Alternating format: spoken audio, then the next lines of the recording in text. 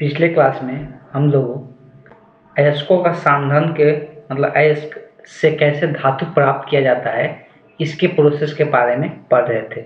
जो अयस्क होता है उस अयस्क से कैसे हम लोग धातु प्राप्त करते हैं इसके बारे में पढ़ रहे थे।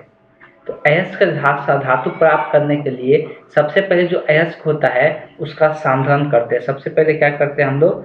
सांधन करते हैं। सबसे पहले हम लोग अयस्क का सांधन करते हैं, मतलब अयस्क में से जितना भी अपद्रव होता है, बेकार के पदार्थ होता है, उसको बाहर निकालते हैं। उसके बाद का अगर बात करते हैं, जब अयस्क का सांधन करने का अलग अलग विधि होता है, बहुत सारे विधि हम लोगों ने देखे थे। उसके बाद क्या किया जाता है, जो अयस्क होता है उसको बदल दिया जाता है। जो अयस्क होता है उसको बदल दिया जाता है धातु के ऑक्साइड में। किसमें? अयस्क को बदल दिया जाता है धातु के ऑक्साइड में। धातु के ऑक्साइड में बदल दिया जाता है। धातु के ऑक्साइड में बदल दिया जाता है। जब धातु का ऑक्साइड में बदल दिया जाता है, धातु का ऑक्साइड में बदलने का भी अलग अलग तरीका होता है। तीन तरीका होता है।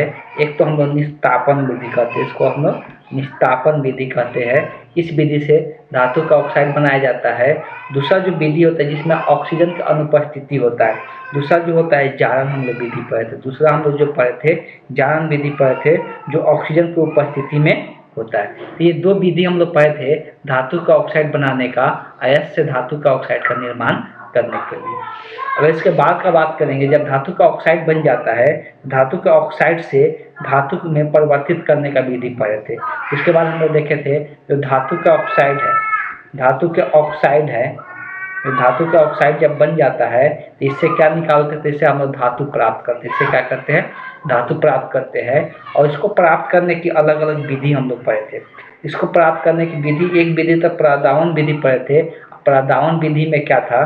तो प्रदावन विधि में था कि हम लोग क्या करें कि जो धातु के ऑक्साइड है उसका अभिक्रिया कार्बन के साथ करा दें, उसका अभिक्रिया कार्बन के चूर्ण के साथ कराया जाए, या दूसरा हम लोग इसमें एल्युमिनियम के चूर्ण के साथ कराया जाए, या एल्युमिनियम के चूर्ण के साथ कराया जाए। तो ये सब प्रोसेस हम लोग पढ़े थे जो धातु प्राप्त करने का, एल्युमिनियम के चूर्ण के साथ। या तीसरा इसमें एक और हम लोग देखे थे, तीसरा देखे थे स्व अवकरण विधि द्वारा।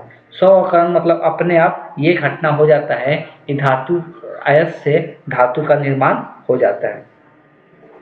तो ये सब के सब किसके अंदर हम लोग देखे थे? तो प्रदावन के अंदर देखे थे। और उसके बाद हम लोग बात करेंगे तो विद्युत अवकरण द्वारा भी क्या होता है, हम लोग धातु प्राप्त करते हैं। विद्युत अवकरण द्वारा भी धातु हम लोग प्राप्त करते थे, ये भी हम लोग देखे थे। अब जो हम लोग इसमें बच गया था कि जब धातु प्राप्त हो जाता है, धातु का क्या करना पड़ता है? धातु का शुद्धिकरण करना पड़ता है। तो उसी को हम लोग किस नाम से जानते हैं? धातु का शोधन के नाम से जानते हैं। उसको हम लोग किस नाम से जानते हैं? धातु के शोधन के नाम से जानते हैं। आज के क्लास में हम लोग धातु के शोधन के बारे में पढ़ने वाले हैं। पहले ही बता दिए है जो इनऑर्गेनिक का पार्ट है, जो इम्पोर्टेंट पार्ट है, हम लोग उसी पर डिस्कशन करेंगे। बहुत हम लोग इसको लंबे नहीं लेके जाएंगे, जितना पार्ट हो सकता है, जितना इंपॉर्टेंट पार्ट होगा उसी पार्ट पर हम डिस्कशन करेंगे। तो नेक्स्ट इसमें इसलिए कि कोई भी धातु का नाम दे देगा, मान लो एल्युमिनियम धातु का बोल देगा निष्कर्षण, एल्युमिनियम धातु किस प्रकार से प्राप्त करते हैं, तो जितना प्रोसेस लिखाया जा रहा है वही प्रोसेस को याद रखना है, उसी प्रोसेस को एग्जाम में लिखना है। ऐसा नहीं कि अलग से एल्युमिनियम का, कॉपर का अलग से सबका याद रखने की जरूरत नहीं है। जो इस बुक में दिया भी है तो उसको अलग से कुछ भी याद रखने की जरूरत नहीं है। जितना स्टेप बताए हम लोग धातु का प्राप्त करने का, और सब के सब स्टेप लिख देना। कोई भी धातु दे, एल्युमिनियम दे, कॉपर दे, आयरन दे, कोई भी धातु दे, उसके लिए यही प्रोसेस लिखना रहेगा। ठीक है, बात को ध्यान में रखना है। धातु का शोधन का मतलब भी होता है धातु का शुद्धिकरण। धातु में हो तो अब धातु प्राप्त कर लेते हैं तो हो सकता है उस धातु में भी क्या होता है, कुछ ना कुछ चीजें अशुद्धियां मिला हुआ रहता है, तो उसको शुद्धिकरण का अलग अलग प्रोसेस होता है। अब देखो शुद्धिकरण का जो प्रोसेस पढ़ेंगे, हर एक प्रोसेस को डिटेल में हम यहाँ पर लिखने नहीं जाएंगे, या नहीं बोलेंगे कि डिटेल में नोट्स में लिखने के लिए। अब ये डिटेल में समझाया जाएगा लेकिन डिटेल में लिखना नहीं है नोट्स में। इस बात को ध्यान में रखना है कि नोट्स जो होगा उसमें डिटेल में नहीं लिखना है। तो सबसे पहले अगर बात करेंगे धातु का शोधन में, तो एक नंबर जो लिखना है, एक नंबर में श्रवण क्रिया द्वारा।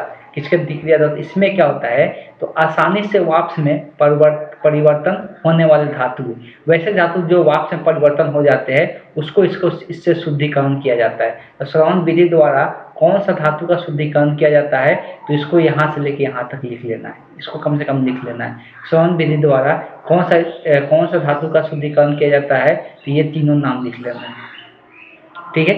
अब होता क्या है इसमें कि इसको हम लोग क्या करते हैं, इसको हम लोग उबाल कर वाष्प बनाते हैं। अब इसमें जो धातु होता है, धातु वाष्प बन के बाहर निकल जाता है और जो कंटेनर होता है उस कंटेनर में अशुद्धियाँ रह जाता है और इसको ठंडा करके हम लोग अलग से फिर से ये धातु प्राप्त कर लेते हैं। ठीक, तो ये एक प्रोसेस होता है। दूसरा प्रोसेस है द्रवण विधि द्वारा।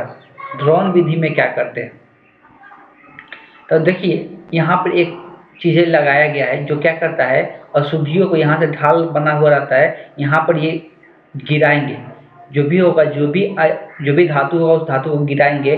गिराने के बाद इसमें क्या देखने को मिलेगा, ढलाव रहता है, तो अशुद्धियाँ यहाँ पर ही फंसा हुआ रह जाता है और बाकी जो शुद्ध होता है, जो धातु होता है, वो कंटेनर में आके गिर जाता है। तो इसको हम लोग द्रवण विधि के नाम से जानते हैं। पिघला कर इसको धातु को यहाँ पर पिघलाया जाता है, जो अशुद्धियाँ रहता है वो यहीं पर रुक जाता है और जो शुद्ध धातु होता है वो नीचे आके इसमें कंटेनर में गिर जाता है। तो ये भी प्रोसेस पिघला कर ही किया जाता है। तो दूसरा प्रोसेस लिख लेना है द्रवण विधि द्वारा। ये सब विधि का खाली नाम लिखते चलना है। ठीक, बाकी इसके अंदर इतना डिटेल में लिखने की जरूरत नहीं है।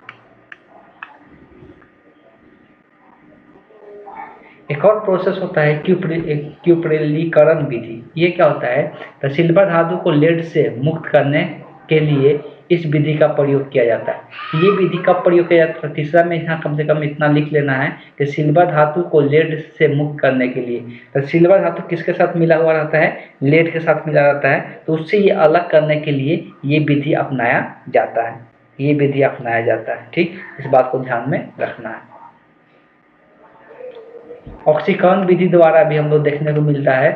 ऑक्सीकरण विधि द्वारा भी क्या किया जाता है, तो अशुद्धियों को हटाया जाता है। तो इसमें दिया हुआ है, अगर हम लोग बात करेंगे ऑक्सीकरण विधि, तो यह विधि वैसे धातुओं के लिए शुद्ध करने की प्रयुक्त विधि होती है जिनमें उपस्थित अपद्रव ऑक्सीजन के साथ क्या कर सके, संयोग कर प्रबल प्रवृत्ति रखते हैं। तो ऑक्सीजन के साथ संयोग कर सकता है, तो अपद्रव धातु की तुलना में शीघ्र ऑक्सीकृत हो जाए। तो जो अपद्रव हो जाए वो ऑक्सीकृत होकर हट जाए और धातु क्या हो जाए, बच जाए। तो ऑक्सीकरण का मतलब ही है कि जो यहाँ पे अपद्रव होता है, तो अपद्रव आसानी से क्या हो, ऑक्सीजन के साथ संयोग कर जाए और जो धातु हो जाए, धातु आसानी से वो कंटेनर में ही रह जाए। तो इस तरह से हम लोग इस विधि से धातु को अलग कर पाते हैं। तो ऑक्सीकरण विधि में यहाँ से लेके यहाँ तक लिख लेना, जितना हो सके उतना हम यहाँ पर लिखने के लिए बता दिया करेंगे। तो ये 4 विधि हम लोग देख चुके हैं। अब देखो अलग अलग शॉर्ट नोट बहुत सारी चीज़ें इसमें दिया रहता है, तो उतना डिटेल में नहीं जाना है। ये इतना डिटेल में हम लोग जाने की जरूरत नहीं है। जो एग्जाम पॉइंट ऑफ व्यू से जो इम्पोर्टेंट है वही चीज़ को हम यहाँ पे समझाने की कोशिश करते हैं। विद्युत शोधन द्वारा भी क्या किया जाता है, विद्युत शोधन द्वारा भी बहुत सारे धातुओं को शुद्ध किया जाता है। अशुद्धि क्या होता है, तो अशुद्धि उसमें से कंटेनर में ही रह जाता है। जो शुद्ध धातु होता है जो इलेक्ट्रोड या कैथोड पे चला जाता है। तो इसमें हम लोग देख सकते हैं विद्युत शोधन भी अपनाया जाता है। इसमें कौन कौन सा, कॉपर का, सिल्वर का, गोल्ड का, लेड का, निकल का, क्रोमियम का, जिंक का, एल्युमिनियम आदि धातु इसी विधि द्वारा क्या किया जाता है, शुद्ध में प्राप्त किया जाता है। तो इसको यहाँ से लेके यहाँ तक लिख लेना। ये सिंपल इसका लॉजिक होता है कि अगर मान लो कि ये कंटेनर है तो कंटेनर में धातु को डाल देंगे, यहाँ पर इलेक्ट्रोड लगा देंगे, इलेक्ट्रोड लगा के इसको बैटरी से जोड़ देंगे। बैटरी से जैसे जोड़ेंगे तो मान लो कि ये वाला प्लस टर्मिनल है, ये माइनस टर्मिनल है, तो जो इसमें से धातु होगा, धातु कौन सा इलेक्ट्रोड पे जाके जमने लगेगा, तो इस पर जमने लगेगा। इसलिए माइनस वाला धातु प्लस में टूटता है तो प्लस में जाके इस पर इसका जाके जमना शुरू कर देगा और जो अशुद्धि रहेगा वो कंटेनर के अंदर ही रह जाता है। इस विधि द्वारा हम लोग विद्युत शोधक का घटना देखने को मिलता है।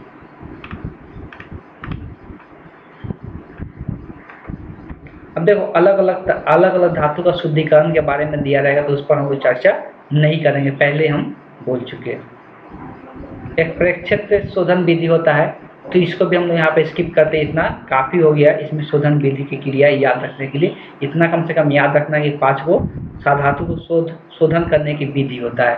ठीक, तो बहुत सारे होता है लेकिन हम लोग 5 यहाँ पे पढ़े। अब आगे इस टॉपिक में जाएंगे तो आगे जब इस टॉपिक में हम आगे बढ़ेंगे तो आगे जो इसमें इम्पॉर्टेंट चीज़ें हैं वो नीचे जाकर थोड़ा बहुत हम लोग को मिलेगा। बाकी जो इस चैप्टर में दिया हुआ है यहाँ से देख सकते हैं, अलग अलग धातुओं का निष्कर्षण के बारे में देखने को मिलेगा। जैसे कि एल्युमिनियम के अलग से धातु का निष्कर्षण किस प्रकार से होता है, तो ये सब कुछ भी जानने की जरूरत नहीं है। सबसे पहले जो हम लोग जान चुके हैं कि धातु का जो एल्युमिनियम का अगर बात करेंगे तो एल्युमिनियम का ऑक्साइड का कुछ नाम याद रखना है जो शुरुआत में ही लिखा दिया गया है, जो शुरुआत में ही लिखा दिया गया है, बस उसी को याद रखना है कि एल्युमिनियम का ये ऑक्साइड होता है और डायरेक्ट एग्जाम में देखने को मिल जाता है। एल्युमिनियम का ऑक्साइड एल्युमिनियम कैसे प्राप्त होता है, तो ये जो प्रोसेस धातु का लिखवा दिया गया कि धातु किस प्रकार से प्राप्त होता है वही एल्युमिनियम के लिए भी होगा या किसी भी धातु के लिए वही प्रोसेस होगा।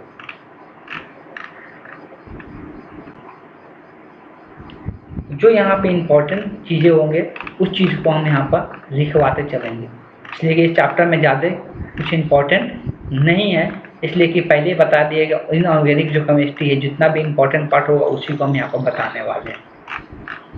आगे हम लोग चर्चा करेंगे ये टेबल का। ये टेबल इंपॉर्टेंट है एग्जाम पॉइंट ऑफ व्यू से। अगर मिश्र धातु का बात करते हैं तो मिश्र धातु बहुत बार पूछा जाता है। पीतल, पीतल जो होता है ये मिश्र धातु है, धातुओं को मिलाने से बनता है। और ये कौन कौन धातु से मिलाने से बनता है तो इसको याद रखना यहाँ पे जरूरी हो जाता है।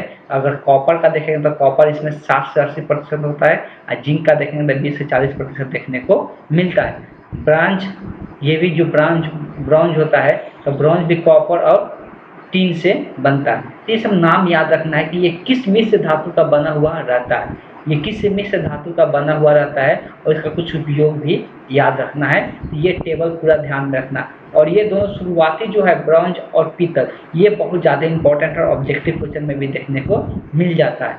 तो ये ज़्यादा इंपॉर्टेंट है मिश्र धातु के नाम में, लेकिन बाकी सब भी ध्यान में रखना है। इस टेबल को बना लेना है मिश्र धातु को।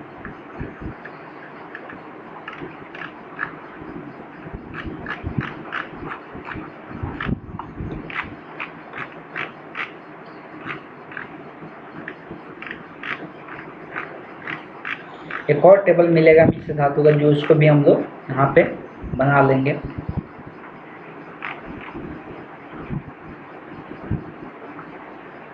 देखो यहाँ पे दो इंपॉर्टेंट ढलवा लोहा के प्रकार का बात करेंगे। ढलवा लोहा का दो प्रकार होता है, एक सफ़ेद ढलवा लोहा होता है। तो सफ़ेद ढलवा लोहा में किसका मात्रा अधिकतम होता है, कार्बन का मात्रा अधिकतम होता है। इस बात को ध्यान में रखना था, इसको लिख लेना है ढलवा लोहा के प्रकार। दूसरा भूरा ढलवा लोहा होता है, इसको भी लिख लेना, इसमें कार्बन का अधिकांश मात्रा ग्रेफाइट के सूक्ष्म लौह के रूप में संयुक्त पिंड में विकसित होता है। इसमें ये ग्रेफाइट के रूप में देखने को मिलता है, तो उसको हम लोग भूरा ढलवा लोहा कहते हैं। तो ये दो लोहा के बारे में ध्यान में रखना है, कभी कभी इसका डिफिनेशन वगैरह पूछ लेता है।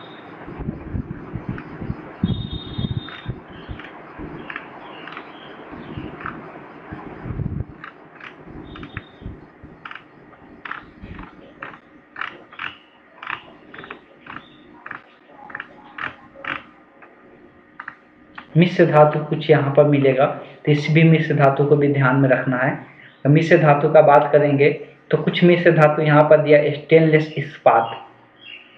स्टेनलेस जो इस्पात होता है तो उसमें किसका किसका मात्रा मिला रहता है वो याद रखना जरूरी है।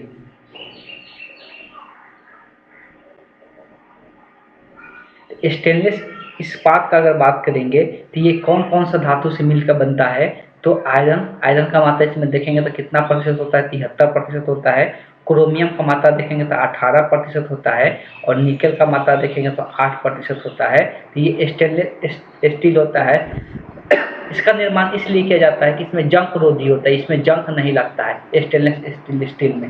ये जंग रोधी होता है जिसमें बर्तन, साइकिल के आदि, साइकिल के बहुत सारे हिस्से इससे अब बन रहा है, ठीक है। स्टेनलेस जो हैंडल वगैरह होता है, ठीक। वैसे निकल इस्पात का बात करेंगे, निकल में दो प्रकार का होता है। एक आयरन का मात्रा होता है जो 97% होता है, निकल का मात्रा इसमें 3% रहता है। ये कठोर और लचीला भी देखने को मिलता है। ये भी जंग रोधी होता है, इसमें भी जंग नहीं लगता है। और इसका उपयोग कहाँ पे किया जाता है इसको बताना है, ठीक। ये 2-3 धातु यहाँ पर दिया हुआ है, तीनों धातु को लिख लेना है। आज इसमें कौन कौन सा धातु, 3-4 मिश्र धातु दिया हुआ है, 3-4 मिश्र धातु को लिख लेना है। और किसमें किसका मात्रा कितना रहता है इस बात को भी ध्यान में रखना है और किसके मिलने से ये बनता है, ठीक है।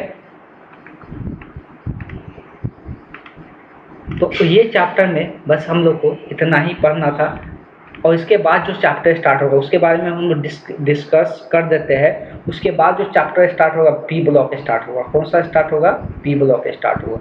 पी ब्लॉक का अगर बात करेंगे तो 13 से लेकर 18 तक वर्ग का जो भी एलिमेंट होता है, 13 से लेकर 18 तक का जो भी तत्व होता है वो सब के सब पी ब्लॉक का होता है, सब के सब पी ब्लॉक का होता है। अगर हम लोग भारतीय भवन का बुक का बात करेंगे तो उसमें एक एक अलग अलग वर्ग का अलग अलग चैप्टर बना दिया है, 13 का, 14 का, 15 का, ठीक। तो ये हम लोग 13 से लेकर 18 तक का जो भी इस वर्ग का तत्व होता है उसके बारे में हम लोग को पढ़ना है, उसके बारे में हम लोग को पढ़ना, इस बात को ध्यान में रखना है। उसको हम चाहेंगे कि एक डिटेल कंबाइंड करके उसको ख़त्म करने की कोशिश करेंगे हम लोग, लेकिन भारतीय भवन के हिसाब से चलेंगे। लेकिन जो चीज़ इंपॉर्टेंट होगा, जो चीज़ के बारे में जानना होगा उसके बारे में पढ़ेंगे। पी ब्लॉक के बाद इसमें डी तथा एफ ब्लॉक के बारे में पढ़ना है। डी तथा एफ ब्लॉक के बारे तत्व के बारे में भी हम लोग चर्चा करेंगे। तो बेसिकली ये जो चैप्टर था यहाँ पर ही ये ख़त्म होता है, ठीक। और ये चैप्टर में जो भी इंपॉर्टेंट पॉइंट था वो हम लिखने के लिए बोल दिए, उतना कम से कम सबको नोट डाउन कर लेना है नोट्स में, ठीक है। तो आगे जो हम लोग टॉपिक पढ़ेंगे वो हम लोग इस चैप्टर में पी ब्लॉक के बारे में पढ़ेंगे। पी ब्लॉक में हम लोग सबसे पहले 13वां वर्ग के तत्व के बारे में स्टडी करेंगे, फिर 13 के बाद शायद 15 होगा या 14 भी होगा, तो उसको भी हम लोग देख लेंगे। जो जो वर्ग के तत्व होगा सब पी ब्लॉक के तत्व के बारे में डिस्कशन हम लोग कर लेंगे। अब पी ब्लॉक का तत्व को पी ब्लॉक क्यों बोला जाता है इसके बारे में भी हम डिस्कशन करेंगे, और डी और एफ के बारे में भी डिस्कशन करेंगे। इसमें थोड़ा सा हम लोग को एक और चीज़ करके आना होगा क्लास में, वो क्या चीज़ है, तो इसमें सबको इलेक्ट्रॉनिक कन्फिग्रेशन के बारे में जान के आना है। सबको इलेक्ट्रॉनिक कन्फिग्रेशन के बारे में जान के आना है। इलेक्ट्रॉनिक कन्फिग्रेशन हर एक को लिखने आना चाहिए, इस बात को ध्यान देना है। इलेक्ट्रॉनिक कन्फिग्रेशन हर एक को लिखने आना चाहिए। इलेक्ट्रॉनिक कन्फिग्रेशन लिखने नहीं आएगा तो चैप्टर को और समझने में डिफिकल्टी देखने को मिल सकता है, और आगे भी चैप्टर ऐसा आएगा जिसमें इलेक्ट्रॉनिक कन्फिग्रेशन लिखने आना चाहिए। अब बहुत बार पूछ भी देता है एग्जाम में इलेक्ट्रॉनिक कन्फिग्रेशन लिखने के लिए, आगे हम उस पर भी डिस्कशन करेंगे। चलिए, तो आज की क्लास को हम बहुत शॉर्ट क्लास हुआ, ज़्यादा देर का क्लास हुआ नहीं, लेकिन आज की क्लास को हम लोग यहीं पर एंड करते हैं। नेक्स्ट क्लास में हम लोग पी ब्लॉक स्टार्ट करेंगे।